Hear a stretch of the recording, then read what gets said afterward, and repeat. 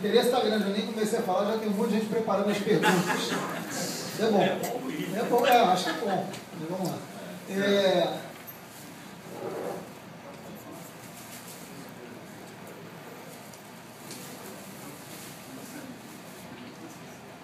O Lapa quer dar uma mensagem rapidinho aí? Lapa é o vice-presidente. Depois de anunciar aqui a presença do vice-presidente do clube, Lapa, seja bem-vindo. Também anunciar aqui também a presença ilustre do vereador Eleomar Coelho. Esse homem. Vocês conhecem o Eleomar de vista, né? Grande Eleomar. Gente, obrigado. Quero agradecer ao Fórum pelo convite, pela iniciativa de chamar os candidatos para o debate. Espero que todos apareçam. Hoje, pela manhã, eu participei de um debate no Ministério Público, organizado pelo Abralatas, um debate sobre a questão dos resíduos sólidos, a nova legislação. Enfim, todos os candidatos foram, menos o atual prefeito, que é candidato à reeleição, que não se fez presente num debate dos mais importantes sobre a questão do lixo, dos resíduos sólidos. O Rio de Janeiro tem um papel vergonhoso, né, no que diz respeito a esse cenário nacional. Enfim, e aí vale para inaugurar obras, né? Mas para na hora de fazer o debate sobre um ponto que a cidade precisa do debate, aí não vai. Enfim, espero que aqui todos compareçam. O debate é o que há de mais importante hoje no Rio de Janeiro e agradeço muito o convite. 20 minutos, é isso? Qual é o tempo combinado? Não, eu acho importante ter um debate. Tá feito.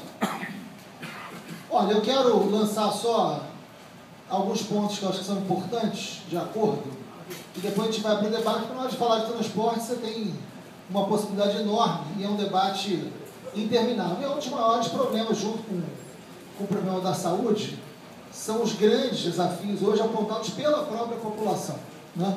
Pela própria população como os maiores problemas do município.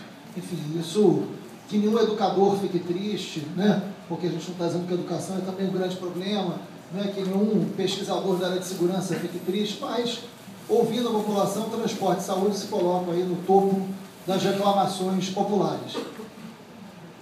Primeira reflexão é que eu acho que todo debate sobre transporte, ele precisa estar associado, integrado a um debate sobre planejamento urbano. Então esse é o primeiro desafio que a gente tem que fazer. A gente pode sair conversando sobre o ônibus, o metrô, o trem, né, as barcas, enfim, as vans, táxis, tudo isso, o controle do tráfego, 7 Rio, tudo isso a gente pode, guarda municipal, o seu papel, todos são capítulos do debate sobre transporte no Rio de Janeiro, né?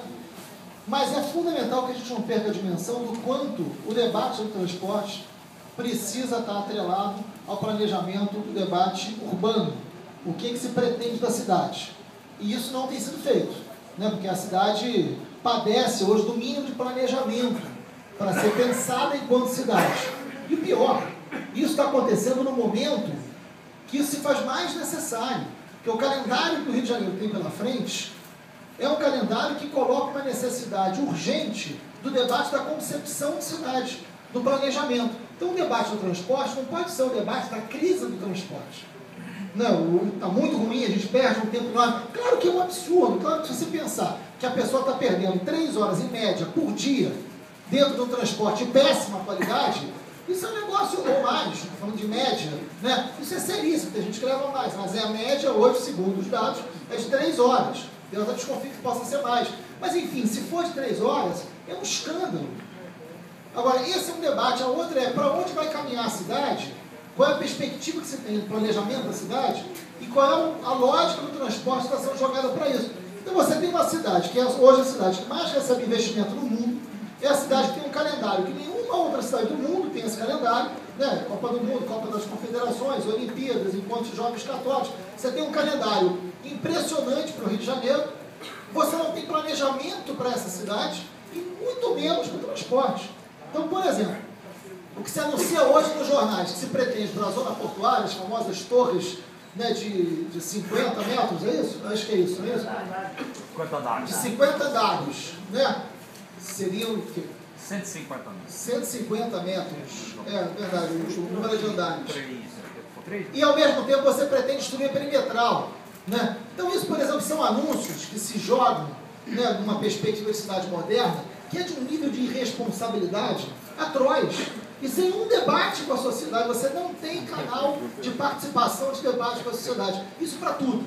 Isso não é só no debate, isso não é só no fórum de mobilidade que a gente está discutindo isso. Você vai no fórum de saúde, você vai no fórum de educação, você vai no fórum de cultura, todos falam a mesma coisa. Não tem canal de participação, a cidade vive um momento autoritário, né, o governo é autoritário, não tem canal de debate para toda a cidade. Então você tem um momento de grande investimento, de grande mudança, onde a concepção de cidade está em jogo, está em disputa e você não tem o debate. Então, nesse sentido, eu quero dizer que estou absolutamente de acordo, e isso está no nosso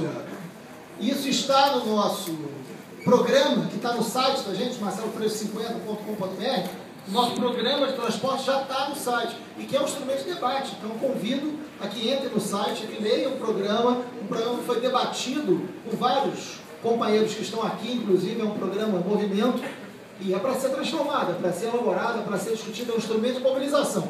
E lá a gente já coloca a necessidade do Conselho Municipal de Mobilidade, porque é decisivo que você tenha no Rio de Janeiro mecanismos que a lei já nos permite, né, dos conselhos, das audiências, enfim, já existe por lei, ninguém precisa inventar isso, mecanismo de participação da sociedade. Isso é decisivo para a nova concepção de poder que a gente está travando no Rio de Janeiro. Então você hoje tem um conselho que não só seja consultado, mas que tenha um caráter deliberativo, é decisivo. Ou você faz isso, ou você fica na mão da FETransport.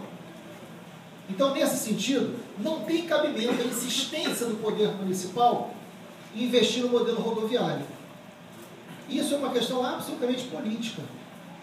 Então você tem, por exemplo, o modelo do BRS, que é uma novidade no Rio de Janeiro, mas que não é uma novidade no Brasil, né, muito menos no mundo, isso já existe há algumas décadas em vários e vários outros lugares, mas o BRS é um exemplo muito categórico do que acontece. Primeiro, no que diz respeito à necessidade do conselho. Vou dar um exemplo. O BRS foi instalado na Avenida Nossa Senhora de Copacabana. É um dos lugares que tem o BRS. Não houve uma reunião para que fosse debatido com a população de Copacabana a instalação do BRS. Uma das alterações é a mudança dos pontos de ônibus, que ficaram muito mais distantes um do outro, numa população bastante idosa. Essas alterações dos pontos de ônibus mexeu profundamente com a vida das pessoas e com a característica específica daquele bairro. Isso não foi debatido por ninguém. Se você tem um conceito de mobilidade funcionando, isso é debatido e isso pode ser evitado que se faça, mas só atendeu ao interesse empresarial da FETransport. O custo dos ônibus, o custo das empresas diminuiu sensivelmente com o BRS. Não só não houve a redução da passagem, que deveria ser uma contrapartida, como houve um aumento acima da inflação já esse ano. Enfim, isso são exemplos categóricos do que está acontecendo, que poderia e deveria ser diferente.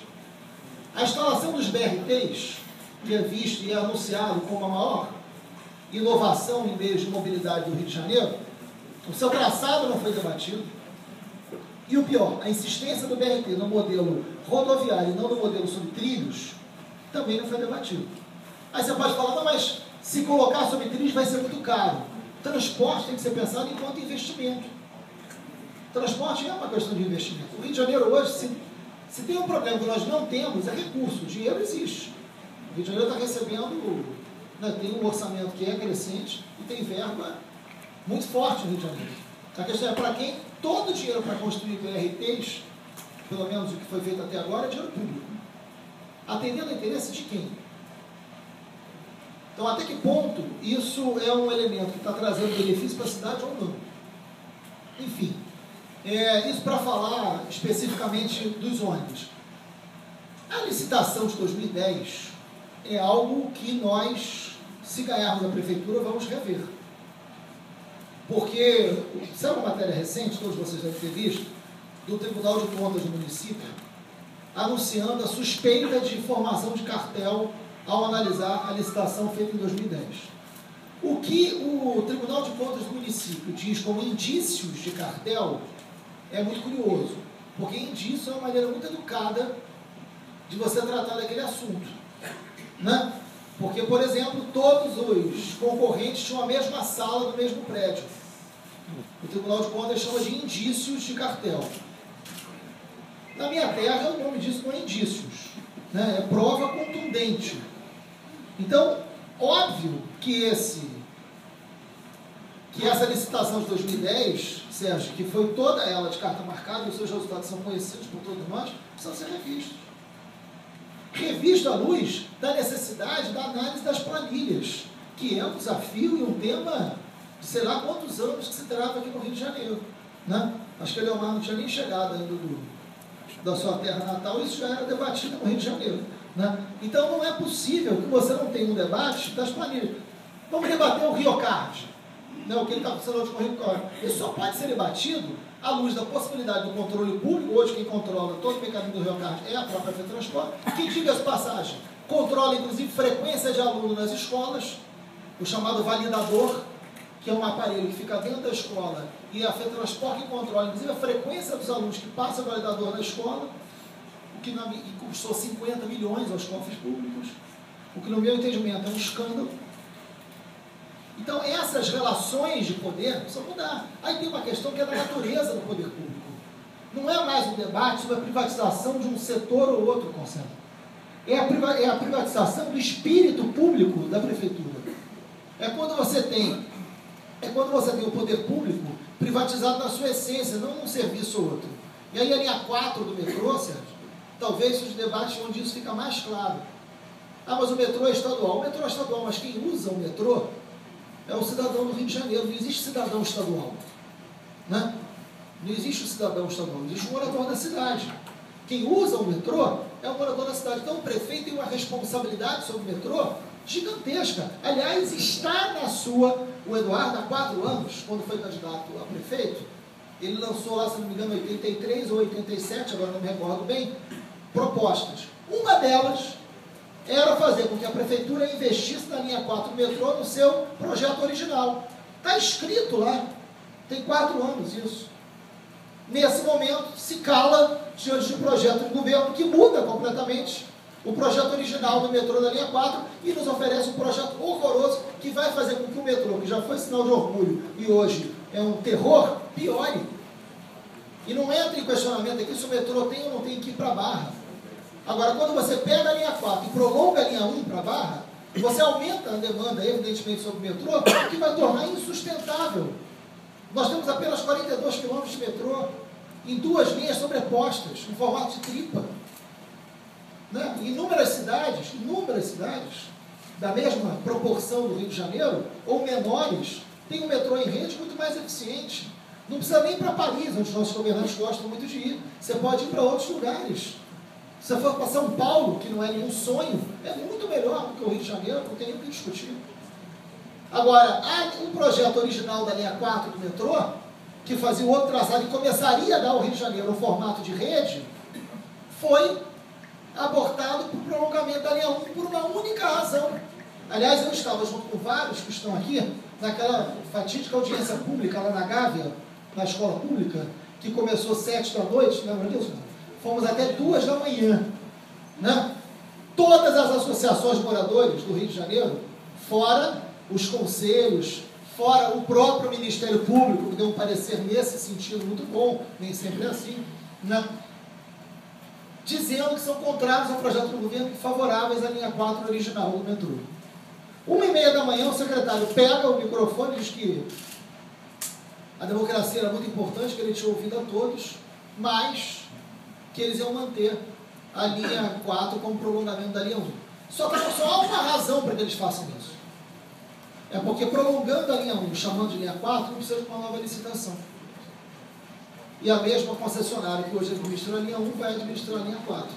Então é você subordinar todo o interesse público, todo o interesse na mobilidade no setor dos mais estratégicos para a cidade do Rio de Janeiro, ao interesse de uma força econômica de uma concessionária.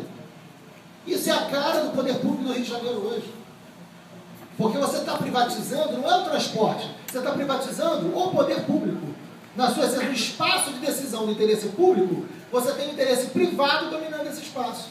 A FETransport hoje representa o poder público. Faz do poder público a sua agência de negócios.